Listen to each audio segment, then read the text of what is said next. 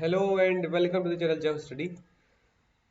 घटना सार की सीरीज हम लोग कर रहे हैं। कल सुबह मैं ये वीडियो डालने वाला था लेकिन मैंने अभी डाल दिया।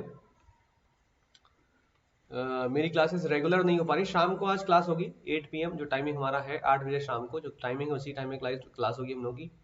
और अगर नहीं हुआ तो 11 PM की, कुछ लोग कह रहे थे सर 11 बजे क्लास ले, तो 11 PM पे भी क्लास ले सकते हैं। ठीक है, जैसा हुआ वैसा, या तो 8 बजे या फिर 11 बजे।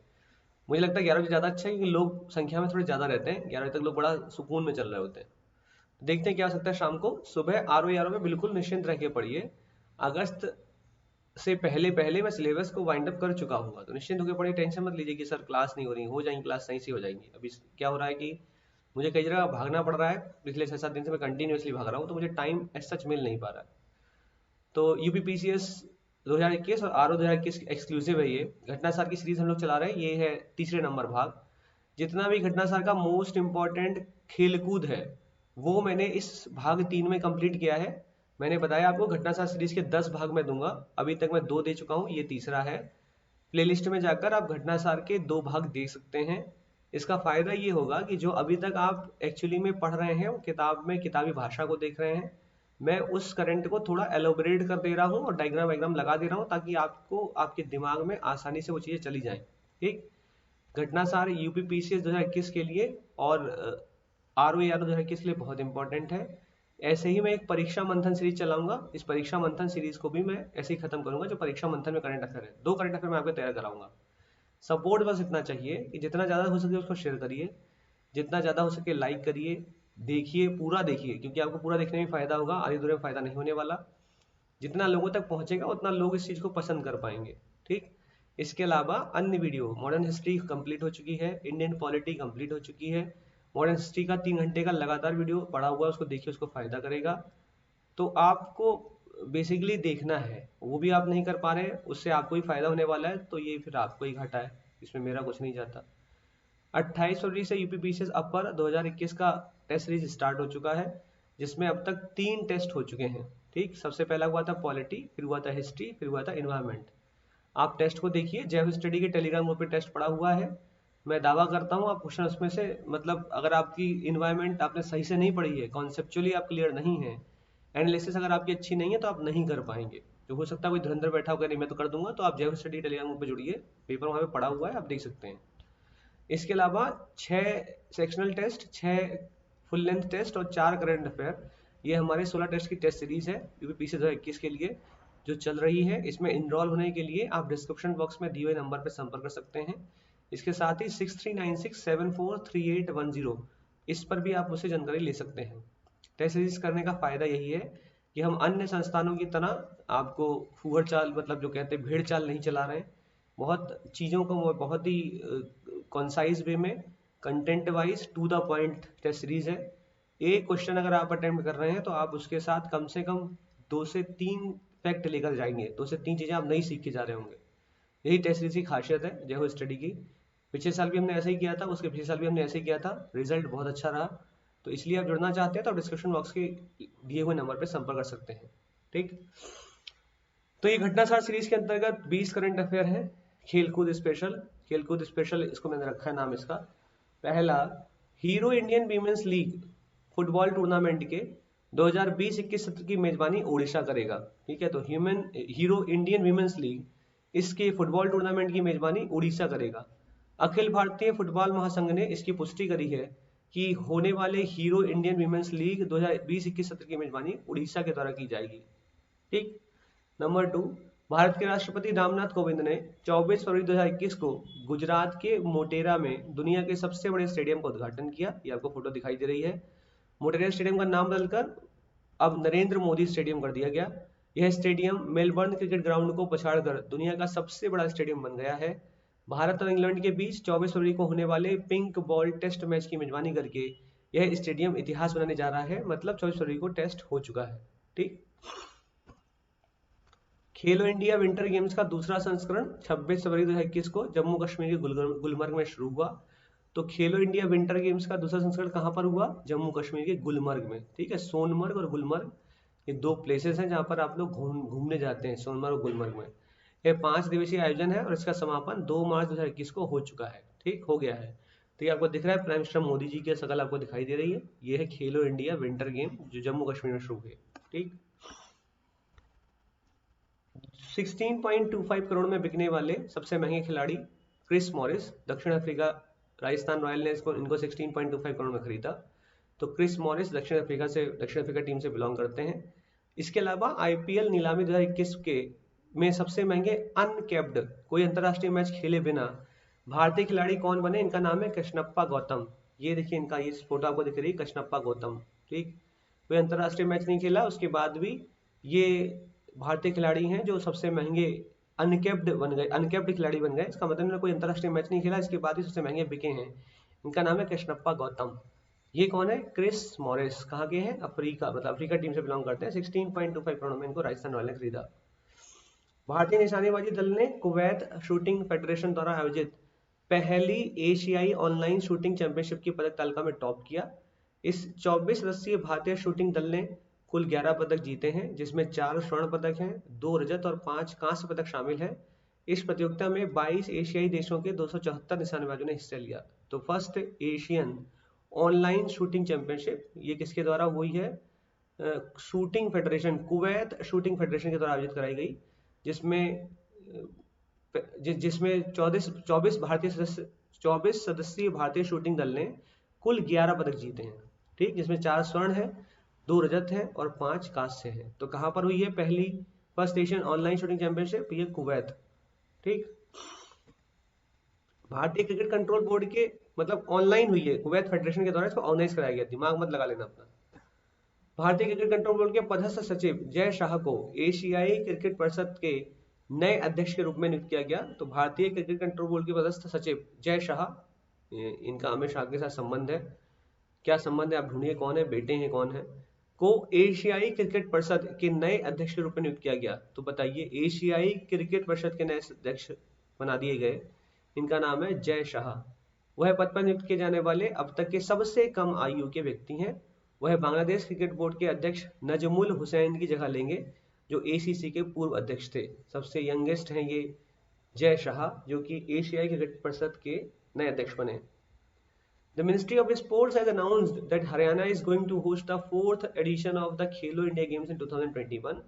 2021 में मिनिस्ट्री ऑफ स्पोर्ट्स ने कहा है कि खेलो इंडिया गेम का जो चौथा संस्करण है, इसको हरियाणा के द्वारा ऑर्गेनाइज कराया जाएगा। खेल मंत्रालय ने हरियाणा में आयोजित किए जाने वाले खेलो इंडिया यूथ गेम्स 2021 में 4 स्वदेशी खेलों को शामिल करने की मंजूरी दे दी है।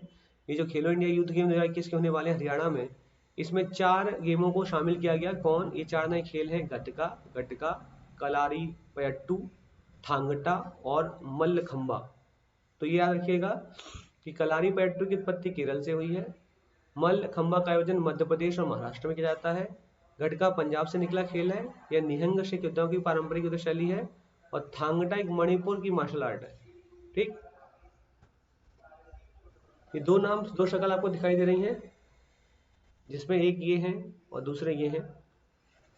ये कौन है, Bayern Munich striker Robert Lewandowski has been named the best FIFA men's player 2020। इसके अलावा इन महिला का नाम है Manchester City fullback Lucy Bronze ने बेस्ट वीमेंस प्लेयर का पुरस्कार जीता, और जिसके साथ वह पुरस्कार जीतने वाली पहली महिला इंग्लिश खिलाड़ी बन गई। तो महिला का नाम है लूसी ब्रॉन्ज, जबकि पुरुष का नाम है रॉबर्ट लेवेंडस्की। ठीक है, लेवेंडस्की नाम भी गंदा सा है। प्रतिद्वंदी देशों कतर और सऊदी अरब के बीच लंबे समय से चले आ रहे मतभेदों पर करार होने के बाद वर्ष 2030 के एशियाई खेलों का आयोजन दोहा कतर में किया जाएगा, जबकि 2034 के एशियाई खेलों का आयोजन सऊदी अरब के रियाद में किए जाने का फैसला लिया गया। तो याद रखिए 2030 के एशियाई खेलों का आयोजन दोहा कतर, जबकि 2034 एशियाई खेलों का आयोजन सऊदी अरब के रियाद में किए जाने का फैसला लिया गया। दोहा ने ओलंपिक काउंसिल ऑफ एशिया की आम सभा में 2030 खेलों की मेजबानी हासिल करने के लिए हुए मतदान में रियाद को हराकर मेजबानी हासिल की। ठीक है, घटनासार जो लोग पढ़ रहे हैं वो इस वाले करंट अफेयर पे जरूर फोकस करें, हो सकता है मैं उल्टा लिखा हो। ऑस्ट्रेलिया की क्लेयर पोलास्क भारत और ऑस्ट्रेलिया के बीच तीसरे टेस्ट में चौथे अंपायर भूमिका निभाकर पुरुषों के टेस्ट मैच में अंपायर बनने वाली पहली महिला अधिकारी बन गई। तो पुरुषों के टेस्ट मैच में अंपायर बनने वाली पहली महिला अधिकारी का नाम क्या है? इनका नाम है क्लेयर पोलास्क, क्लेयर पोलास्क। ठीक। रूट विश्व के ऐसे पहले बल्लेबाज बन गए हैं जिन्होंने अपने 100वें टेस्ट मैच में दोहरा शतक जड़ा है। ठीक। इससे पहले कोई भी बल्लेबाज ऐसा नहीं कर सका। चेन्नई में भारत और इंग्लैंड के बीच सीरीज का पहला टेस्ट मैच खेलते हुए रूट ने 100वें टेस्ट मैच का दोहरा शतक, अपने 100वें टेस्ट मैच में दोहरा शतक जड़ा दिया। ठीक। पूर्वोत्तर का पहला खेलो इंडिया स्पोर्ट्स स्कूल बना असम राइफल्स पब्लिक स्कूल। केंद्रीय खेल मंत्री किरेन रिजिजू ने सोमवार को, मतलब ये हटा दीजिए, किरेन रिजिजू ने शिलोंग में असम राइफल्स पब्लिक स्कूल का खेलो इंडिया स्पोर्ट्स स्कूल के रूप में शुभारंभ किया। वर्तमान में देश भर में 9 स्पोर्ट्स स्कूलों को मंजूरी दी गई है, जिनमें से 5 का प्रबंधन रक्षा एवं अर्धसैनिक बलों द्वारा किया जाता है। असम राइफल्स पब्लिक स्कूल पूर्वोत्तर क्षेत्र में खेलो इंडिया योजना के तहत घोषित होने वाला पहला स्पोर्ट्स स्कूल है। ठीक। तो पूछ लेगा कि पूर्वोत्तर क्षेत्र में खेलो इंडिया योजना के तहत घोषित होने वाला पहला स्पोर्ट्स स्कूल कौन सा है? तो Assam rifles public school. Auckland के कमर्शियल वकील और वर्ष 2012 से न्यूजीलैंड क्रिकेट के निदेशक ग्रेग बार्कले, इनका नाम है ग्रेग बार्कले, को दूसरे चरण के मतदान के बाद अंतर्राष्ट्रीय क्रिकेट परिषद इंटरनेशनल क्रिकेट काउंसिल का नया अध्यक्ष चुन लिया गया। इनका नाम है ग्रेग बार्कले। ठीक है, बार्कले किसके अध्यक्ष हैं? इंटरनेशनल क्रिकेट काउंसिल के, ग्रेग बार्कले। इंग्लैंड की ब्रिटिश महिला जैस्मिन हैरिसन अटलांटिक महासागर को अकेले पार करने वाली सबसे कम उम्र की महिला बन गई। यूके के नॉर्थ यॉर्कशायर के थर्स से 21 वर्षीय जैस्मिन, इनका नाम है जैस्मिन हैरिसन, इन्होंने अटलांटिक अभियान द्वारा आयोजित 200 तालिस्कार व्हिस्की अटलांटिक चैलेंज में शीर्ष स्थान हासिल करके उपलब्धि हासिल की। इंग्लैंड की एक ब्रिटिश महिला, इनका नाम है जैस्मिन हैरिसन, इन्होंने अटलांटिक महासागर को अकेले पार करने वाली सबसे कम उम्र की महिला बन गई। ठीक। बाला देवी क्रिएटेड हिस्ट्री, ये आपको देखनी बाला देवी हैं। इन्होंने created history by becoming the first Indian women to score in a professional European football league when she scored against Motherwell for Rangers FC. याद रखिए, पहली भारतीय महिला बनी है जिन्होंने प्रोफेशनल यूरोपियन फुटबॉल लीग में गोल किया, तो इनका नाम है बाला देवी। ठीक। 7 अक्टूबर 2020 को किसे भारत के पहले बैडमिंटन ब्रांड ट्रांसफॉर्म का ब्रांड एम्बेसडर नामित किया गया? भारत के पहले बैडमिंटन ब्रांड ट्रांसफॉर्म का ब्रांड एम्बेसडर नामित किया गया, इनका नाम है चेतन आनंद। ठीक है, option B is correct, Chetan Anand. अंतरराष्ट्रीय क्रिकेट परिषद द्वारा इस साल अक्टूबर-नवंबर में ऑस्ट्रेलिया में खेले जाने वाले पुरुषों के T20 विश्व कप को कोविड-19 के कारण स्थगित करके 2022 में आयोजित किए जाने की आधिकारिक घोषणा की गई है। तो ये जो T20 है, ये अब पुरुषों का T20 2022 में होगा। पहले ये 2021 में होने वाला था, सॉरी अक्टूबर नवंबर, अच्छा अभी इस साल मतलब 2021 में अक्टूबर नवंबर में होने वाला था, लेकिन अब इसे 2022 में ऑर्गेनाइज किया जाएगा। ठीक, ऑस्ट्रेलिया में ऑर्गेनाइज होगा।